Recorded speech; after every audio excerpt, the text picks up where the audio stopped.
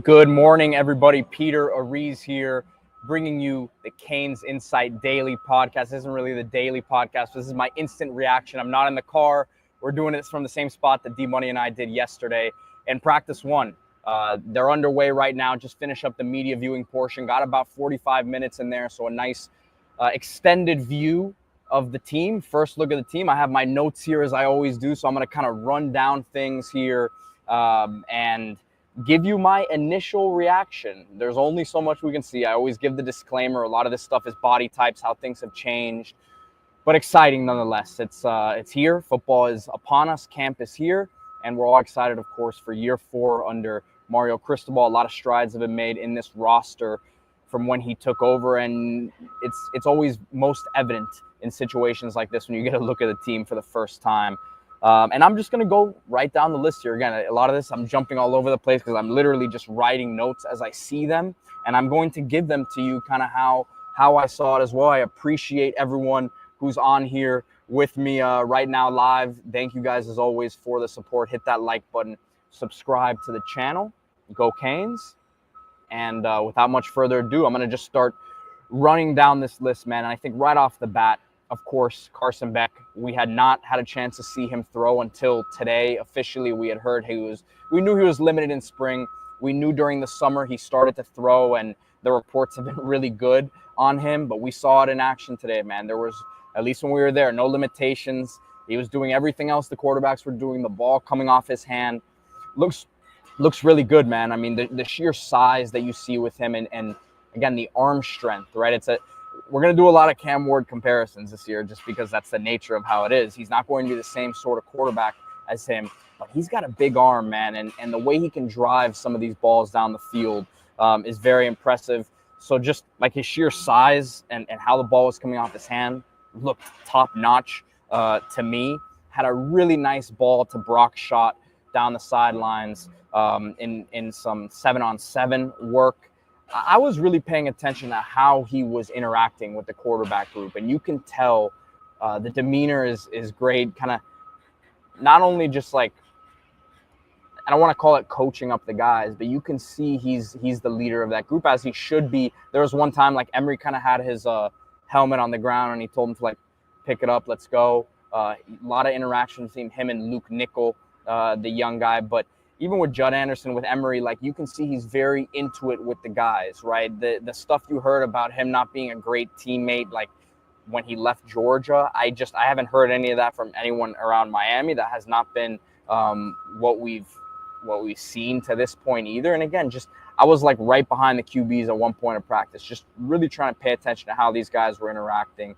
And the respect for Carson Beck is without a doubt there. And I think having him in that room is going to make them better as a whole. You know, I think Cam Ward had his own style of leadership, which obviously did great things for the offense last year. And I think Carson Beck is going to have his own style, and I think it's going to work out very well. So getting to some of the more like actual stuff that we saw on the field. Elijah Lofton, really nice catch over the shoulder, really nice body adjustment. I couldn't see who made the throw to him, and this was like he was running routes against air here, but the body control without a doubt is special on him. It's funny mentioning Lofton because there's a couple other plays with him in particular, but there was one time we've all seen that picture now of Kellen Wiley standing next to Popo Aguirre that came out from the spring. There was an image today of Mark Fletcher standing next to Elijah Lofton. And I was talking to David Lake from Inside the U, and we both kind of said the same thing. Like, has Mark Fletcher grown? And this is something that D-Money actually brings up a lot, but people don't realize how big Mark Fletcher is. Easily 230 plus right now, and tall, man. And you talk about the strides. He's a long strider. He takes a couple steps, 5-6 yards seemingly. But just his size, man, really sticks out amongst that group. And that running back group as a whole. Jordan Lyle, we've seen the pictures of him this offseason, and we understand he can be an all-around back that can do a lot out of the backfield other than just run the football. But between him, Mark Fletcher, Marty Brown looking like a beast in the, let me see, I have the roster over there. They don't want us saying the weights, I don't think, publicly until it's officially out, but I would say easily in that 220 range for Marty Brown. So that group as a whole just looks big, physical, strong. Really excited about them. Again, the size on Fletcher just really is remarkable. Lots of excitement. Talking to some people around Green Tree today that about Alex Bauman, and again, another one who's, we talk a lot about his pass catching ability, but his size, he's bigger than people realize, right? This isn't just a guy who's a receiving tight end that they're going to flex out wide. He's someone that I expect to play in line. They're going to ask him to do a lot of stuff blocking wise. But the word on him is he's a real dog and someone who's going to help this offense in a big way this year. And I think be one of Carson Beck's favorite targets. Looking on the other side of the field at the defensive line, they were going through some drills with, it's very difficult sometimes to understand what the point of some of these drills are without exactly knowing and talking to the coaches about them. But they were throwing these medicine balls like explosively. And Armando Blunt, out of all the defensive linemen, seemed to be throwing it the farthest. Again, it's on the other side of the field, but just something I picked up is you see that explosiveness, just throwing that medicine ball around. Armando Blunt at 270 plus right now is someone that they're very, very excited about, and they're a freak of nature. 18 years old, needed that year last year in terms of putting that weight on. And I think you see it in a drill like that. Going back to the running back room real quick, and I know I'm bouncing around here as I always say, but Gerard Pringle, as we just talked about some of the other backs in that room that give you the sturdiness and the inside running game, and we understand what they'll do from the standpoint of wearing a defense down. But Gerard Pringle, not big, he's a smaller back, and I don't know that I want him to get too big, just the way that he's moving out there. He looks light on his feet. When he's got the ball in his hands, it looks different. It looks like he's gliding out there. He's kind of like he's again, light on the feet would be the word I'm looking for, just because these other guys are so big. Not that they're like, I think a Jordan Lyle has some more explosiveness than the other two in terms of Marty Brown and Mark Fletcher, but Pringle's going to give you a whole different look. I think you start to sprinkle in some touches for him, and it could give the defense a way different look. We saw him start to get acquainted with the team pretty much in late spring, as he had been dealing with some nagging injuries. But to me, that's a guy that you got to incorporate somehow as the season goes on, because he gives you a whole different look at that position. At the linebacker spot, not too much to note. I'll say that Mohamed Touré had that bracer on his left knee.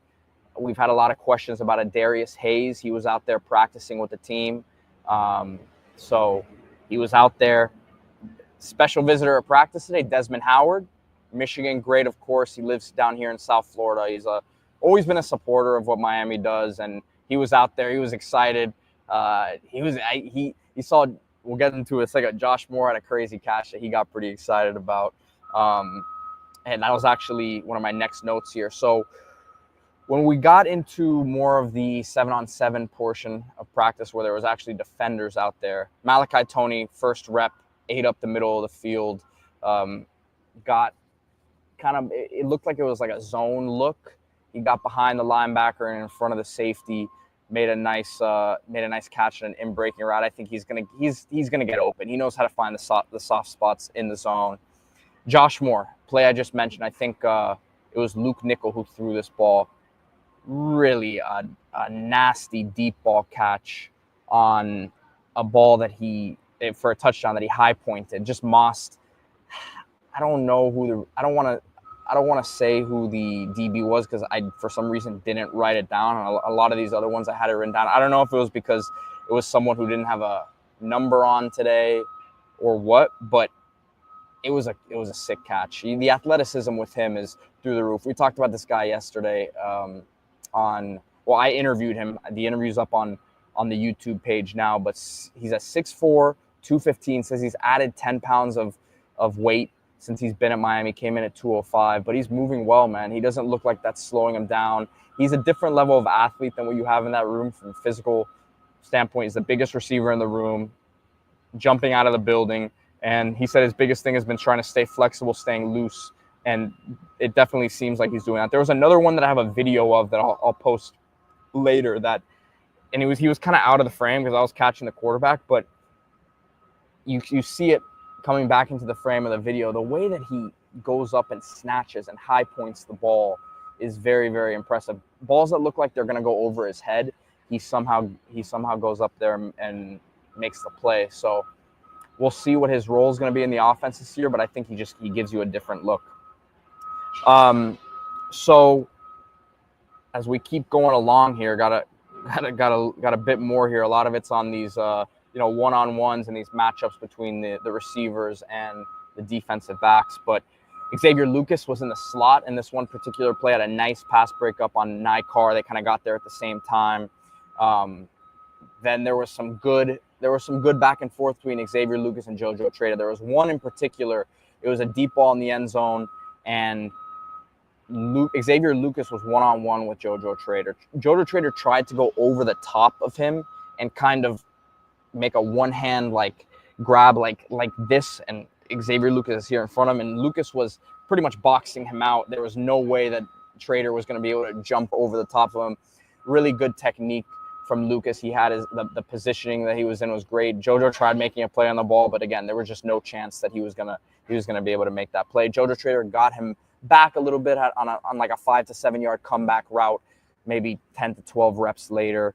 But good back and forth between those two today. CJ Daniels, man, I was talking to David Lake on the side. We both said he looked good kind of in running on air, running routes against air, just crisp, as we've seen a lot of these workout videos with him in the off season.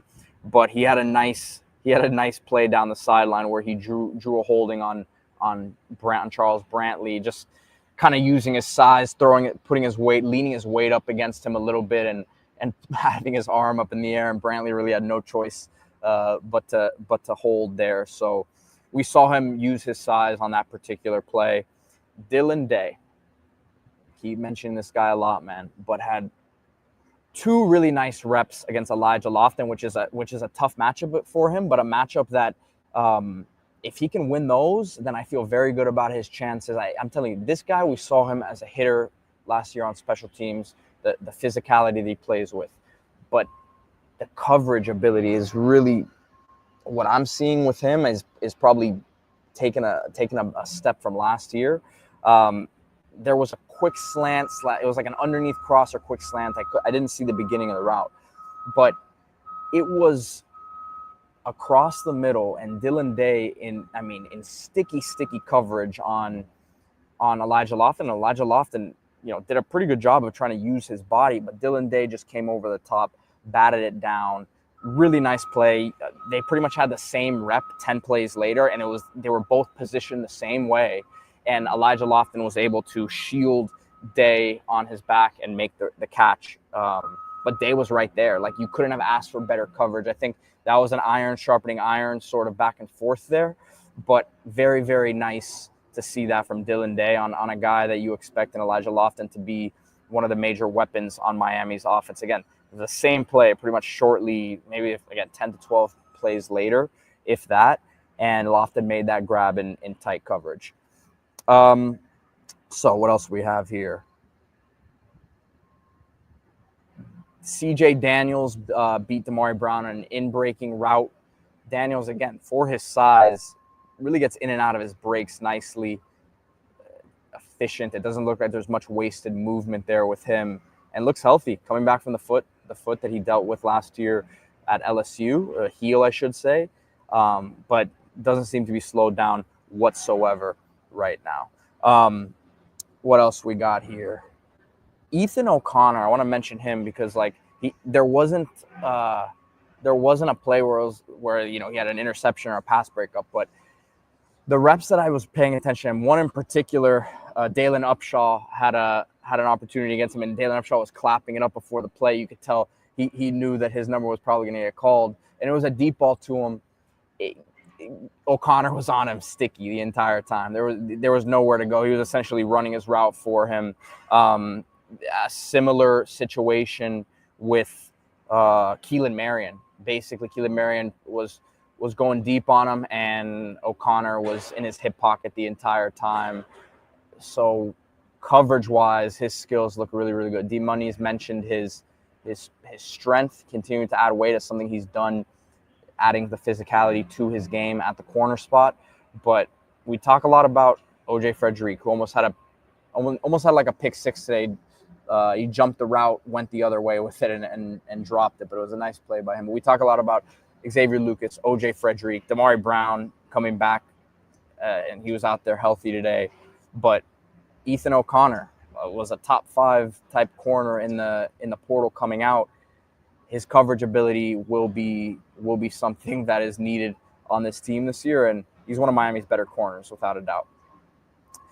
Few more things here. Markeith Williams, couple nice pass breakups today. Had a really nice one underneath on Malachi Toney.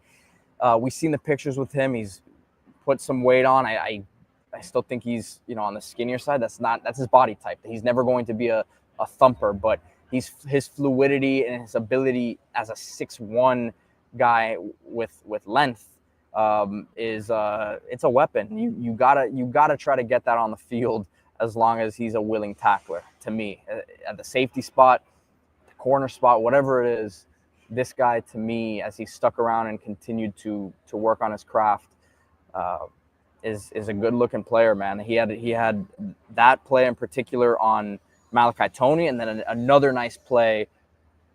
I call it underneath, but it was less than 7 to 10 yards, and that was on Josh Moore. So a few more things here before I wrap things up here, as I gotta hit the road, unfortunately. But I mentioned the OJ Frederick thing. Jabari Antoine, really sticky coverage on a comeback route near the sideline on Dalen Upshaw. People were pretty excited about that one. I think it was Zach Etheridge who was pretty pumped up about that one. Obviously, this is a guy who wasn't participating during spring as he came back from a knee injury suffered senior year of high school, but that's a big-time talent. Length, wiry, he needs to put some weight on, but the movement skills at his size, very impressive. Dalen Upshaw, someone who had a really good spring, but Jabari Antoine did a nice job in that particular route against him. And then CJ Daniels, again, had some nice stuff underneath, had a quick slant that he beat Charles Brantley on, just kind of using his body on Brantley. He has maybe 3-4 inches on Brantley and some and weight, and maybe 4 inches a lot, but has weight on him as well. So I think kind of got that inside leverage on him, and it was going to be tough to stop that if you're Brantley. So a lot of encouraging signs today, man. Again, I think for me the biggest thing was actually getting to see Carson Beck throw that football and see him out there in the flesh, and know that the reports that we've been getting have been solid on him not being limited. And that was essentially my number one takeaway from the first day. Of course, we'll be doing these every day that we have open availability. Look for D-Money also to bring his own practice report later today. I just wanted to hop on with you guys now, and let me see if there's any questions I can get to real quick. I appreciate the support. I've been looking at the camera here, so I haven't looked at my camera or the laptop very much here. Chance Robinson was out there. Coach Top asking about him. I saw him out there. There was one ball, I don't know who threw it. It was a little bit overthrown. He couldn't get to it. But yeah, no recruits at practice today. I at least from what I saw, I don't know if there's a period now where they'll open it up to recruits. But normally the first few practices are pretty tight. So yeah, man, I appreciate everyone who Brandon asking how Brock's shot looked. He had a nice catch, nice adjustment on the ball over his shoulder, kind of how Elijah Lofton had as well. And the Brock shot pass was thrown by Carson Beck. It was like 30 yards down the field, kind of near the sideline. And no, man, shot looks like a beast. I think the adjustment. He had a little bit of an adjustment in springtime, the speed of the game and all that, but without a doubt, going to be a weapon here for Miami in the next few years. So, all right, guys, I'm going to hop off here. Appreciate everyone who was on with me live today. Remember to hit that like button, subscribe to the channel. Keep it locked on Canes Insight for all the fall camp practice coverage. D-Money will be joining you guys later today with the latest from his perspective. See you guys soon. Go Canes.